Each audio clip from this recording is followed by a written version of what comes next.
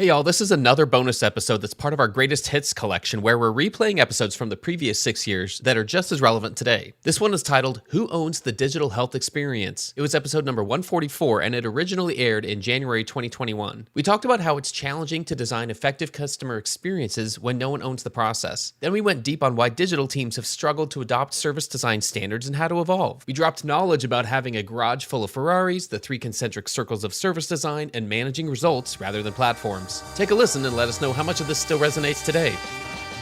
The show is here. Yo, our mission is clear.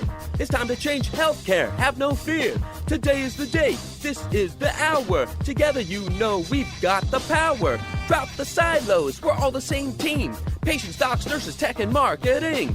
How can anyone be satisfied with the way things have always been? Yeah, we've tried. So join us now. Join the revolution. Digital health is the evolution. Status quo, more like status no. Yeah, this is the healthcare rap. Y'all come on, let's go.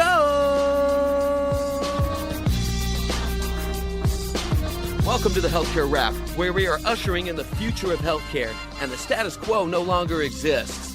Where we are challenging assumptions about marketing and technology, and we check yesterday's thinking at the door. Where truth drops like an atom bomb, and knowledge flows like Niagara Falls. Each week we challenge assumptions that have been holding back healthcare marketing, and explain how we can do better. Join us. This is the Healthcare Rap.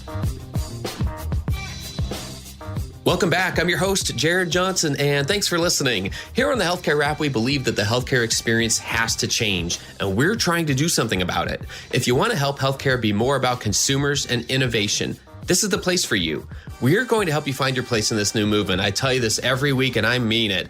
You're going to be one of the ones leading meaningful change. Each week, we speak with leaders who are part of the digital transformation movement. We share tips on shifting the way that healthcare is experienced digitally and the backstage strategies for marketing, operations, and digital teams to stay ahead of the curve. This is episode number 144. We're now in season 5, which is our quest to answer the question of whether it's even possible to provide the healthcare experience that consumers desire. It's time to get fired up about this. And as we do, I want to give a shout out to the crew at Jennings Healthcare Marketing and their video series on the Shift.Health content network called Marketing for Better Health. It's a greatest hits collection of videos by Dan Dunlop from his blog that provide tips for post-pandemic planning, addressing consumer fears, using effective content marketing to improve community health, and so much more. The first 2 seasons are available on demand at Shift.Health, so be sure to go check that out. This series is called Marketing for Better Health. So here's what's going to go down today. We have the flavor of the week about becoming media organizations. Of all the ways to transform your business this year and ultimately make people healthier, why should we think like a media company? I'll talk about that. Then Zain and I are going to dive into the question of who owns the digital health experience.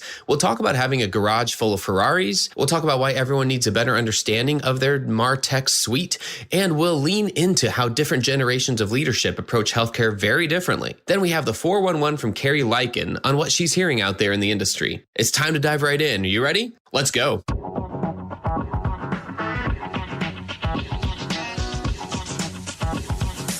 Flavor of the week. Do you see your organization as a media company? If not, this is probably the time to start. Let's revisit the idea of building up our owned media properties. Gary Vee has talked about this frequently, and recently he said it this way: the more you can act like a media company and less like an advertiser, you'll always win.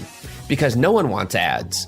People want content. And the truth is, we don't care where the content comes from, whether it's a network or a producer or an individual or a company, as long as it's free. The problem is 99% of companies want them to be commercials, not content. So to my marketing friends, what if you stopped thinking about what media outlets to buy advertising in? To my PR friends, what if you stopped thinking about what media outlets to get your stories placed in?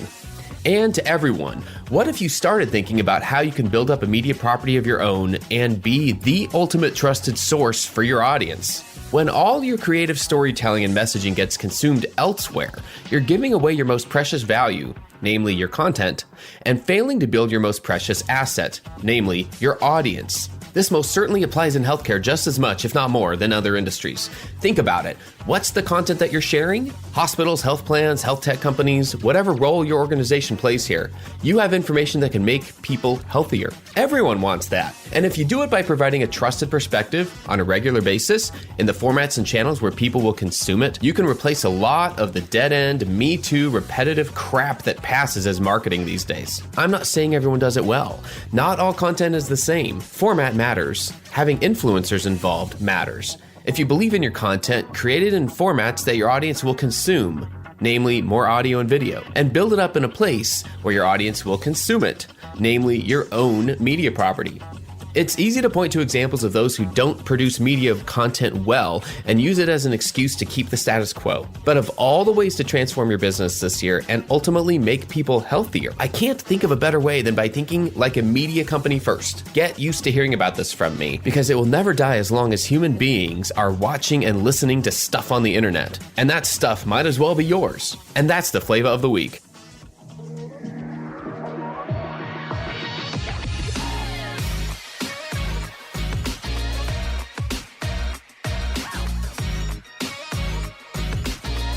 The flow. All right, I'm here with Zain again, my new co-host, Zain Ismail. Hey, man, how's it going? Good, how are you? Good, it feels like forever. I know. It's been a while, hasn't it? It's just, I don't think it stops at 2020. The fact that still every day feels like a week and every week feels like a month, a year. I don't know how long it's going to take before we stop feeling that way, but it still feels that way. Oh, I hear you. On whether it's Instagram or Facebook, you get those memories. And so I look back to earlier this year and I keep reflecting on how some of those things feel like it was just yesterday, but some of them feel like it was 5 years ago. So I've lost complete sense of time through this pandemic era. Yes, it's insane. So tell you what, let's start off with some awesome. What's the latest awesome thing you've heard about? The coolest thing that I've been trying to get more education on and plugged into is the Banking for All Act, which got tabled in Congress back in March. And so what that is basically a piece of legislation, and I'm not a politician, so pardon me if I'm butchering the terms, but more or less calls for the issuance of digital wallets to all Americans and companies headquartered here in the United States. And that will essentially allow the government to do is provide direct stimulus to the population and to companies.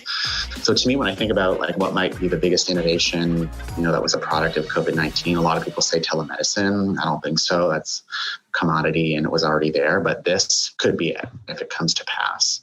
And so basically what the piece of legislation calls for is banks and the post office to issue citizens a digital wallet that will then allow the government to put, some form of digital currency into those as a way to stimulate the economy and, protect vulnerable communities from economic shocks. So that'll be interesting to see how that plays out. Yeah, likewise. It could be a big piece of any type of progress that happens from here on out. I think we underestimate how important anything to do with payment is part of the healthcare experience. So, yep. And so big questions I would have is, as the healthcare leader is, will this currency be allowed to be spent on healthcare services? If so, what is the infrastructure that we need to procure to collect it or capture it? And not to mention just, income as a driver of health. So when you think about social determinants of health, it's cool to see that this might be possible. Yeah, that's so true. We'll have plenty of times I think that's just going to be a part of our conversation ongoing is recognizing, that leads me to think about healthcare disparities that are always going to be present unless we do something about it. So, absolutely. So there we go. So Zain, today we're going to talk about who owns the digital experience in healthcare. And again, this is part of our quest that we are going on this season of, is it even possible to provide the healthcare experience that consumers demand? And I remember when we even talked last time about why now is the time to go on this quest, you gave a couple of really insightful answers. And I think you even had a further thought on that the more we talked about it after that. Another reason why now is the right time to go on this quest. Do you want to go into that? Yeah. So last time we talked, we the answer we said was no, that we couldn't provide necessarily a patient experience currently. And the reasons why were around culture. So the culture of, incumbent healthcare organizations and then their organizational structure made it difficult. And then we also talked about, why things are changing. So we said it was technology. Obviously, lots of great technology coming out. We had some economic things going on where we know governments are going to need new ways that are much, much cheaper to deliver care. And the third, which we talked about after, I think, and is going to be very significant, is sort of this generational change that's occurring in leadership of health organizations. And so I'm talking about the millennials who now are starting to get into actual leadership roles where they have decision-making authority. And then the generation to watch would be Generation Z, who are coming up right behind them. And I have found that and I'm a millennial, full disclosure, but I have found that these generations are much more altruistic than the generations that have come before them and won't stand for the inequity and the inefficiency and basically the brokenness of our current system. And so I'm excited to see what's going to happen when those folks start to take the reins and see what they do. And so those three things, technology, economics, and the generational change, I think are going to have a huge impact and make the environment now ripe for change. I love that. And I'm going to agree. I mean, it's not stereotyping. It's just a fact, each generation does think a little differently. Sometimes widespread change in a different way. So I'm glad we brought that part into the conversation here. So let's see. I'll attempt to do something here in kind of a new format of how we address the topic of the day, with the topic again being who owns the digital healthcare experience. Let me see if I can describe what the status quo there is and then what's keeping it from changing. And then I'd love to hear what you think about this.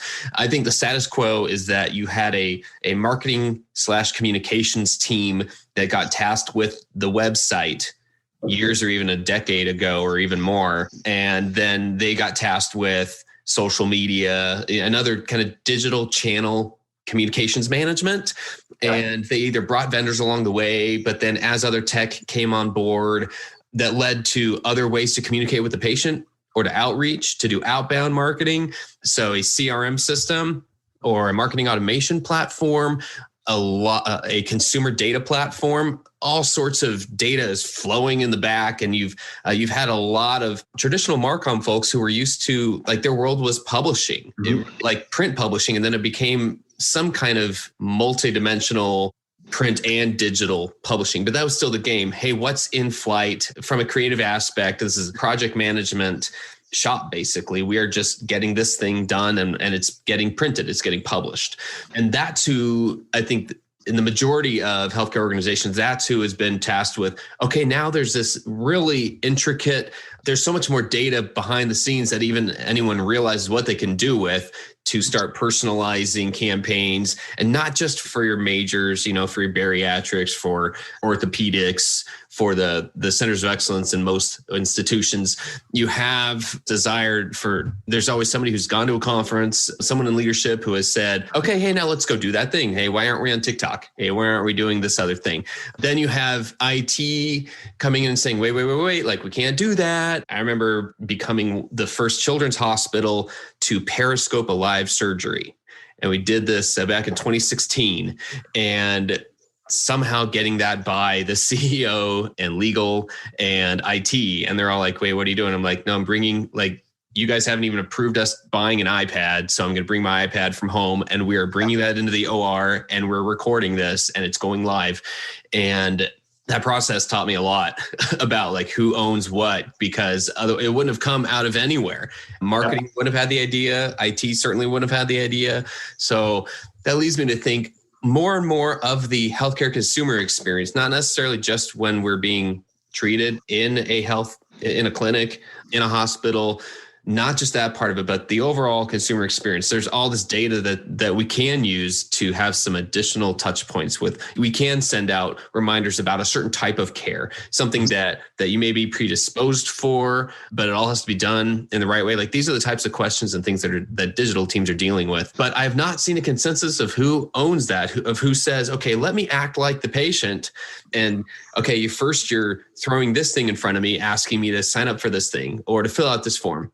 And even just you mentioned telehealth, actually, that's a great experience or a great example. What if I just take a telehealth example? So with everyone standing these things up in a matter of weeks in 2020, the majority of health systems either ratcheted it up or had to, open it up or started from scratch. And the experience is so clunky. I mean, it is, and no one owns it. Everyone's just like, hey, no, we turned the thing on. It works. Docs, now it's your job to actually do the visits, the virtual visits. And I'm just finding this, if we don't even figure out who owns that experience, it's going to be a mess. So Zain, what do you think? So traditionally, at least, what I've seen both in Canada and the United States, it's always been a clunky blend between, the marketing or communications team, like you said, who sometimes within their division have titled roles around the patient experience. And we can get into that someday. And then usually sometimes there's some sort of strategy team that's involved as well. And then obviously IT for things that are very digital. And those three groups are very different, have very different understandings, see from very different ways. And then usually sometimes operations is forgotten or they're just included in a ad hoc sort of way and sort of things fall very clunky. And so currently I would say in most systems that I'm aware of, again, both in Canada and the United States, there's not really consensus around this. And that's why you have the issues that you have. However, I have seen a few bright spots, popping up on social media and LinkedIn. There's a number of health systems. One of them is actually Ascension, a large national system here in the United States, obviously, who is putting together a service design team. And in my mind, those are the people that really own this. And so if you're not aware, what service designers really do is, they're designers fundamentally, and they really get at, call it the emotion and the fundamental needs of, whatever patient journey they're trying to get at and map out what the entire process should look like, not just from like technical steps, but from call it the emotional needs and the unexpressed needs that patients and health plan members and whoever it might be also have. And so I'm looking to those guys and the organizations that are starting to set up those teams to really start to take the lead on this. And I think what a lot of organizations miss is really just, if you think of three concentric circles, which is sort of the fundamentals of good design. So desirability, do patients or do our customers actually want this? Feasibility, which is around, technology wise, can what we're trying to do actually be done from a technical perspective? And the third is viability, is from a strategic and finance perspective, does this make good business sense? And when those three come together at the middle is really good design. And that's what I'm looking to these service design teams, VPs of design, to bring to the table and help keep those three buckets together so that we're actually producing services and products that people want. And then it also makes sense on the economic side so that the service is sustainable. If I'm following this correctly, I'm looking for the opportunities to innovate, who even owns this. And what I'm hearing is in those who are coming from a different starting point, the starting point of not, here are the platforms we already have. What can these platforms do? How do we manage these things to try to connect them together? Maybe the starting point is actually that intersection that you were talking about with those three concentric circles. That is starting from a point of a customer. That's right. A consumer versus what have we already got? And I imagine that's going to take a team to a very different place and ask different questions along the way. Yep.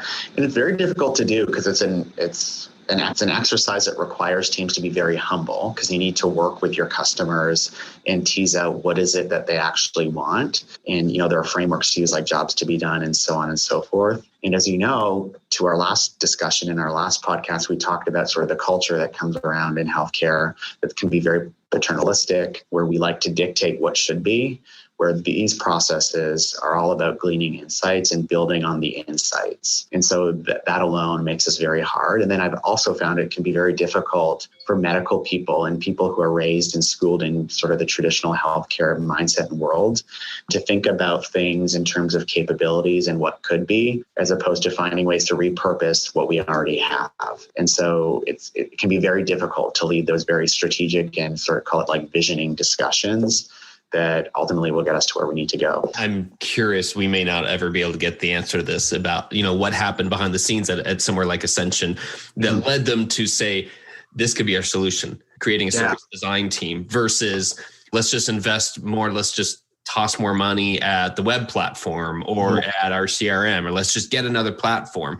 I'm seeing from a MarTech standpoint, so those who are responsible for all those platforms, that when they start doing an audit of all the platforms that they've got, just to do what we consider kind of fundamental marketing functions now, outreach and replying and engagement and acquisition, that there's a ton of overlap. We've gone so far so fast with so many different types of tech that we didn't even realize that, we've got a garage full of Ferraris and we don't even know which one to drive. Mm-hmm. And that doesn't say the tech isn't good. It just means I don't think the talent has followed the tech as quickly. And then leadership gets frustrated because, wait, how do I even know who to put in charge of something? Why haven't you figured out how to drive this Ferrari? And it's like, yeah, well, we've never had one in the garage until now. And a big challenge I see is, leaders who, are in charge of these things aren't necessarily tech or digital natives themselves. And so to your point, they don't even know what they have in the garage or what's even possible. And that becomes a challenge when we're trying to think through,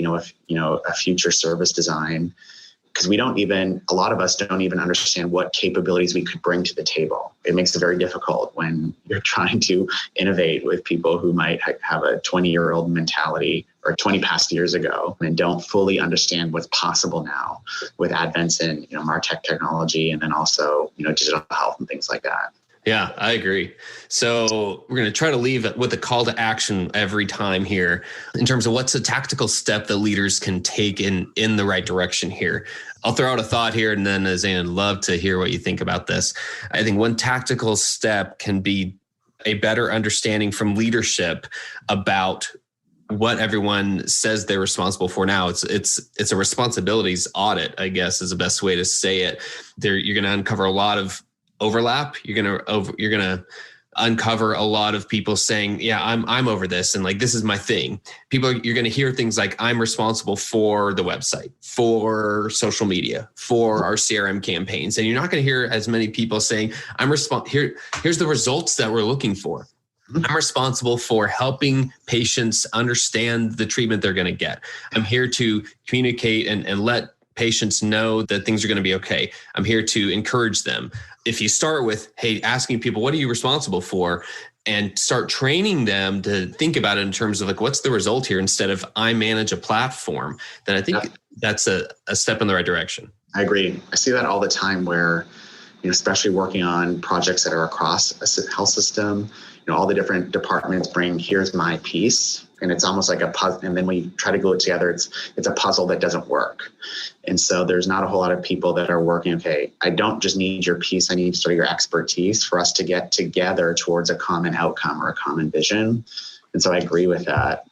And I guess my answer, just to get super tactical, one hack that I do just to stay in the know is I actually say yes to a lot of vendor calls. I'm very clear with some of these people that don't know that we're actually interested in your product and don't know that I'm even the decision maker. But if they still agree to want to talk to me, I'll talk to them for 20 or 30 minutes just to learn and to stay up to date with what their technology is. And I find through that, it's just a great way to keep abreast of what's even out there. And a lot of these guys would love to spend time with you, telling you all about their technology and what's new and who their competitors are. And it's just great scanning, environmental scanning. And so I say yes to a few of those calls every week. That was a great hack. I can imagine you're going to have a better understanding of what's possible. And if you're the one to say, hey, now at least know what pieces need to fit into that puzzle, because I've talked with somebody who is, the top of their game with this piece, because you've taken those calls, and that's a fantastic idea.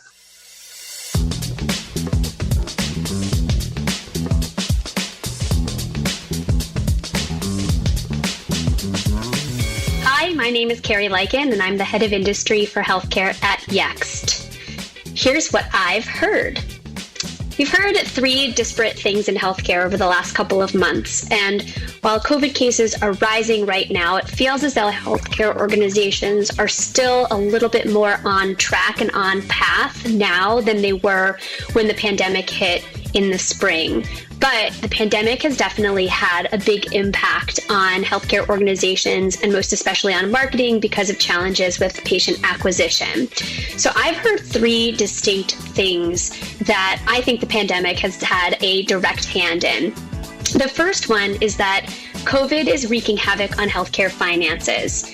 During recessions and downturns, healthcare is usually the one industry that can withstand economic changes. But COVID is literally a healthcare issue. And now we're seeing and hearing that there are these big fears that lie ahead for organizations in 2021. The CARES Act helped organizations stay afloat and at least break even this year. But if there's no second stimulus to account for all of the pausing and elective procedures taking place right now and possibly in the next few weeks, a lot of organizations are facing uncertainties with respect to their finances in the new year. I've heard this from a number of CMOs, and it's going to be a sobering reality to think about what this means for not only the marketing departments within organizations, but also the decisions organizations will be making about technologies they will acquire and strategies to acquire patients when this can safely be done once again. My tip about this: you want to build a baseline of virtual care opportunities with digital resources that can make healthcare easy for consumers, and make sure that this is your foundation of ensuring that you are driving patient interaction and patient appointments. And then focus on where your commercially insured patient population is when you can bring people back for elective procedures. We know that the commercially insured patient is 2.5 times more likely to be online. So if you're not thinking about a digital strategy or a strategy to get people to you and back to your website, or at least appointment schedule in any way, shape, or form digitally, you really want to focus on that, because you need to get those patients to pay for a lot of the downfalls that you may be encountering in the next couple of months. So the second thing we've been hearing is that the pandemic has pushed healthcare organizations to the brink and helped them realize that their concept of digital transformation was really not much of a transformation pre-pandemic. It was just a lot of talk. And in these quieter periods of the summer that many of the organizations have had, I heard from a number of marketing teams that their executives had been asking for a digital POV, or a digital point of view. Organizations had realized that the only way healthcare was going to succeed throughout 2020 was via digital methods. And these healthcare executives finally were making room for real digital transformation rather than an all-talk committee-based transformation. So maybe digital is actually going to have its day. So my tip on this one is think about it from a marketing perspective and appoint someone on your team to be the digital guru. And then look outside of healthcare for inspiration on how to have a digital point of view. Tap your partners, tap Yext, tap others who are forward thinking about what is going on in the industry and in technology to help you build a digital point of view. And then once you have that point of view, work with your executives and work with your teams to build a strategy, and then understand which technologies fit into your strategy. A lot of organizations I'm seeing, they're trying to pick technologies without a strategy. So flip it and actually build a strategy based on a digital point of view, and then pick technologies that fit into that strategy. Finally, we're hearing about Pfizer and Moderna and other vaccines all the time now. It's a hot topic. Organizations are coming up with their communication plans about how to convey information to the public about the vaccine. We all knew this was coming, so organizations are now preparing for questions that consumers are asking about the vaccine and what to do about it. So my tip here is to make sure you're answering these questions on your website, as 84% of people trust healthcare organizations and nurses and doctors over the news and politicians and other info sources. So people will be coming to you. So you want to make information easily discoverable in FAQ format, and don't list all of the FAQs on one scrolling long page on your site, because it's a lot more difficult to find all of this information. Make your search function actually answer the question very easily and give people exactly what they want. And that is what I've been hearing. A lot of people, as you know, and sometimes we can get overwhelmed with vendor calls, like, how did you get my email? But if you flip it and turn it into, because they're trying to prospect you, but if you flip it and turn it to, how do we get as much knowledge out of them? It can become a great use of your time. And, they're always, like I said, very abreast of who their competitors are. And before you know it, they can give you a pretty quick landscape on what's going on and stitch that together with some other calls. And before you know it, you have a really great understanding of where that market is going. Fantastic. Great way for us to wrap up this time, Zain. Always good. I love this thought. I love this quest we're on. We're going to gain some insights every time in terms of answering the question of whether it's even possible to provide the patient experience that consumers demand. Thanks again. Talk to you next time. Thank you so much. Have a great day. Holy cow. Thanks again to Zain, and thank you for listening. We hope you found some value in this conversation, and if you did, please, this is so important. Please subscribe and tell your friends and colleagues about this podcast. Healthcare Rap is a member of the Shift.Health Content Network. Go check it out at Shift.Health. It's 26 podcasts and video series about shifting the way the healthcare is experienced. Until next time, keep marketing forward. Thanks, and that's a wrap.